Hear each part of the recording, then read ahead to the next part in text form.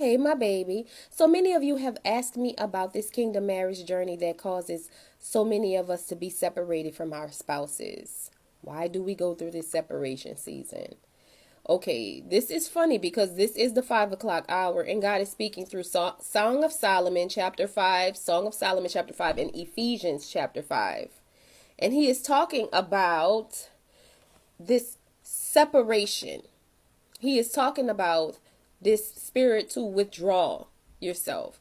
It says in Song of Solomon, chapter 5, verse 6, I opened to my beloved, but my beloved had withdrawn himself and was gone. My soul failed when he spoke, or when he spake. I sought him, but I could not find him. I called him, but he gave me no answer. Many of you are calling your spouses on the phone.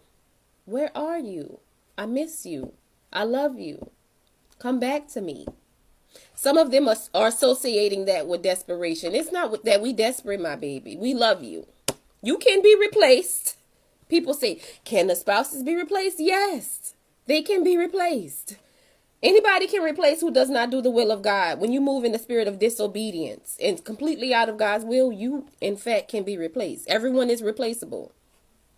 But you are calling to your spouse. Please come back to me because you love them. You are loyal to them. And they are withdrawing themselves, just like the spouse is withdrawing himself from the bride.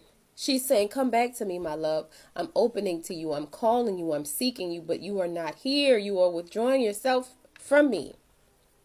If you read Song of Solomon, you can see how the two constantly come together and withdraw. Come together and withdraw. Why? Because God is saying that is just how the bride of Christ does. When he calls for the bride of Christ, sometimes she is not there.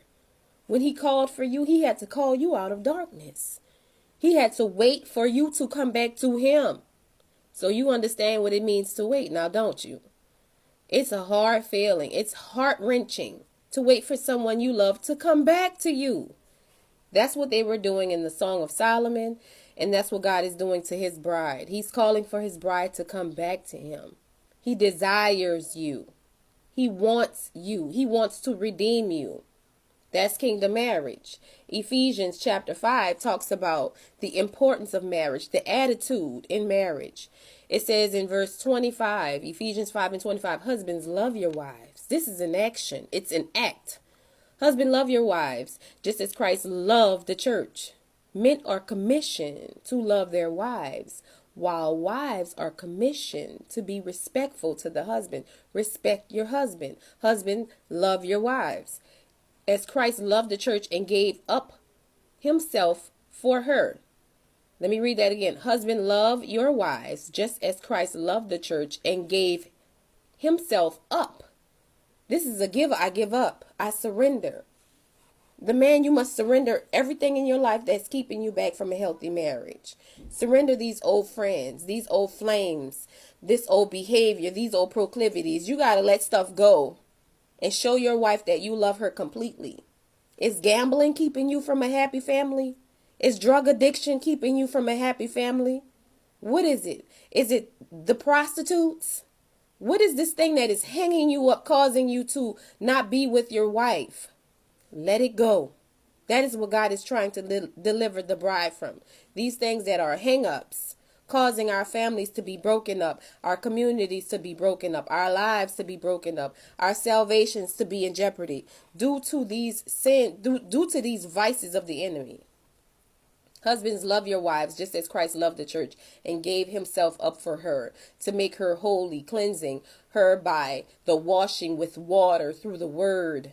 You two supposed to be together reading and praying together. You are a spiritual team, it says, and to present her to himself as a radiant church. Your husband covers you. He cleanses you. He washes you with the word and prayer with the Holy Spirit. Your husband makes you holy.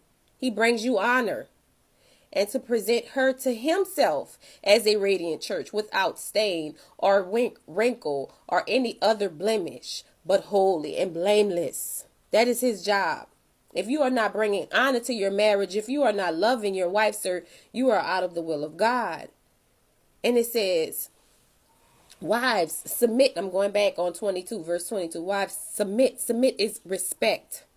It's to humble. Wives, submit yourselves to your own husbands, not somebody else's man, to your own husband, as you would do the Lord.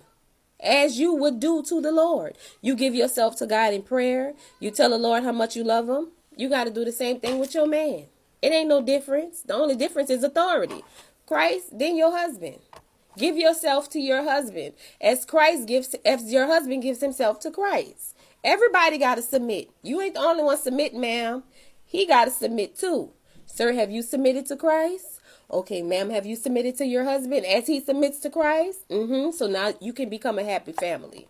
This is how it works. When this does not work, when that ingredient, your respect and submission, his respect and submission, when no one is respecting and submitting the higher authority and loving one another, then that is grounds for separation and divorce. Be blessed.